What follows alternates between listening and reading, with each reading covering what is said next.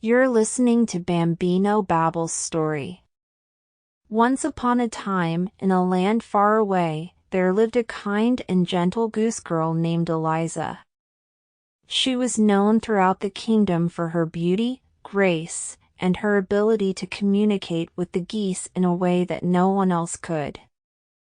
Every morning, she would lead her flock of geese to the meadow to graze, singing sweet songs to them as they waddled along. Eliza's singing was so enchanting that even the birds in the trees would stop to listen, and the flowers in the meadow would bloom brighter in response. People from neighboring villages would often come to hear her sing, and they would leave with their hearts full of joy. One day, a wicked and jealous servant named Agnes, who worked in the castle, saw how much attention Eliza was receiving. Consumed by envy, Agnes hatched a plan to steal Eliza's beautiful voice. She went to the old witch who lived on the outskirts of the kingdom and begged her for a potion that would transfer Eliza's voice to her own. The witch, intrigued by Agnes's wicked desires, agreed to help. She gave Agnes a potion and instructed her to offer it to Eliza in a drink. Agnes followed the instructions, and one day when Eliza was tending to her geese, she offered her a cup of water laced with the potion. As soon as Eliza took a sip, her voice disappeared, leaving her unable to sing. Devastated, Eliza tried to communicate with her geese, but her once melodious voice was now a croak. Heartbroken and confused, she returned to the castle, where Agnes reveled in her success. She started singing Eliza's songs, and the people were amazed by her beautiful voice. But as time passed, the kingdom began to change.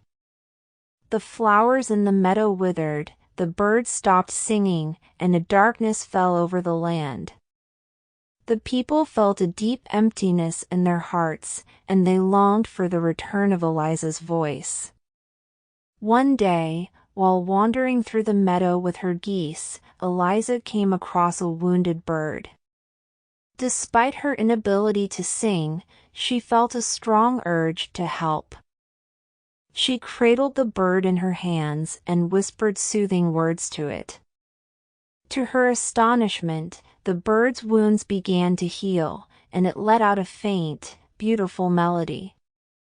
As Eliza continued to care for the bird, her kindness and compassion began to heal the meadow and the kingdom. The flowers bloomed once again, and the birds returned to their joyful songs. Word spread of Eliza's actions, and people from all over the kingdom came to witness the transformation.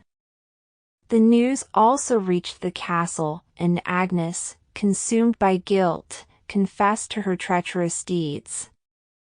The people were furious at Agnes for her betrayal, and she was banished from the kingdom forever. As for Eliza, her voice never returned, but she found a new way to communicate through her actions and her kindness.